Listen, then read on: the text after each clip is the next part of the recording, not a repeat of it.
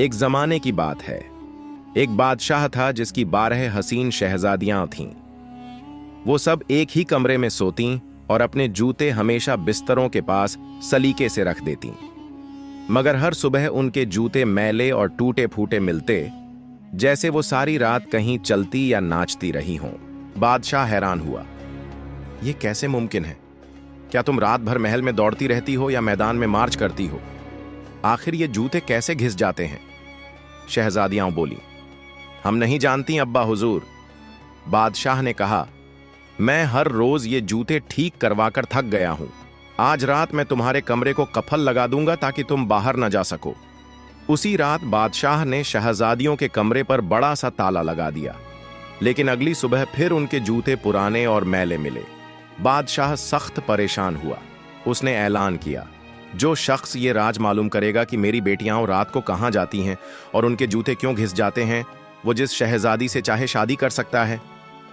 बहुत से नौजवान और बूढ़े ये राज जानने महल आए, मगर सब नाकाम हो गए।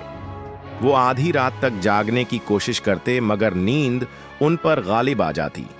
एक दिन एक सिपाही ने किस्मत आजमाने का फैसला किया। रास्ते में उसे एक बूढ़ी औरत मिली। उसने पूछा, कहां जा रहे हो बेटा?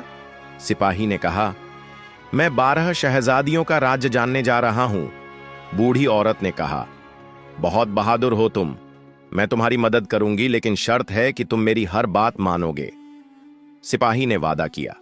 बूढ़ी औरत ने कहा, जब शहजादियां तुम्हें शराब का प्याला दें तो पीना नहीं, बस बहाना करना, फिर सो जाने का ढोंग करना और जोर जोर से खर्राटे लेना।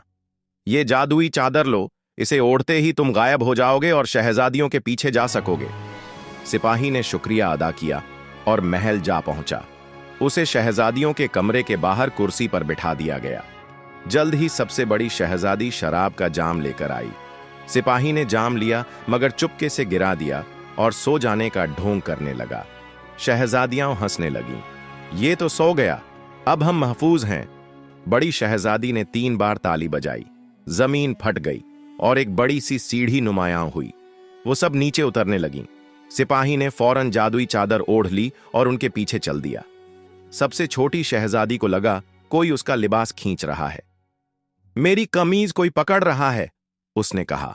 बड़ी बहन बोली, नहीं, ये कील में अटक गई होगी। रास्ते में वो चमकते दरख्तों के जंगल से गुजरे। पहले चांदी के दरख्त, फिर सोने के और फिर हीरों के। सिपाही ने हर जंगल से एक शाख तोड़कर छुपा ली। छोटी शहजादी बार बार डरी कि आवाज आई है, मगर बड़ी बहन ने टाल दिया। फिर वो एक झील पर पहुंचे जहां 12 कश्तियों में 12 शहजादे इंतजार कर रहे थे। हर शहजादे ने एक शहजादी का हाथ पकड़ा और कश्ती में बिठा दिया। सिपाही भी छोटी शहजादी के साथ कश्ती में जा बैठा। शहजादा बोला, आज कश्ती भारी क्यों लग रही है? शहजादी ने कहा, शायद गर्मी की वजह से।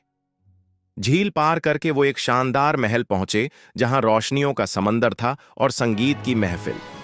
शहजादियां और शहजादे घंटों नाचते रहे। जब उनके जूते घिस गए तो वो वापस झील पर आए। सिपाही सबसे पहले दौड़कर सीढ़ी पर पहुंचा, चादर उतारी और फिर से अपनी कुर्सी पर बैठकर खर्राटे लेने लगा। सुबह बादशाह ने पूछा, क्या तुम्हें राज मालूम हुआ? सिपाही ने सब कुछ सच सच बयान किया। जमीन के नीचे महल, झील, शहजादे और दरख्तों की शाखें भी दिखा दीं। शहजादियां मजबूर होकर मान गईं। बादशाह खुश हुआ और कहा, तुमने कामयाबी हासिल की है। अब तुम जिस शहजादी को चाहो अपनी दुल्हन बना सकते हो। सिपाही ने सबसे छोटी शहजादी का हाथ थामा तो पूरा महल जगमगा उठा। सुनहरी कंदीलें खुद ब खुद रोशन हो गईं। फिजा में खुशबू बिखर गई और आसमान पर रंग बिरंगी रोशनियों के झुरमट नुमायां हो गए। 12 शहजादियां कहके लगाकर रक्स करने लगीं। बादशाह की आंखों में सुकून की चमक आ गई।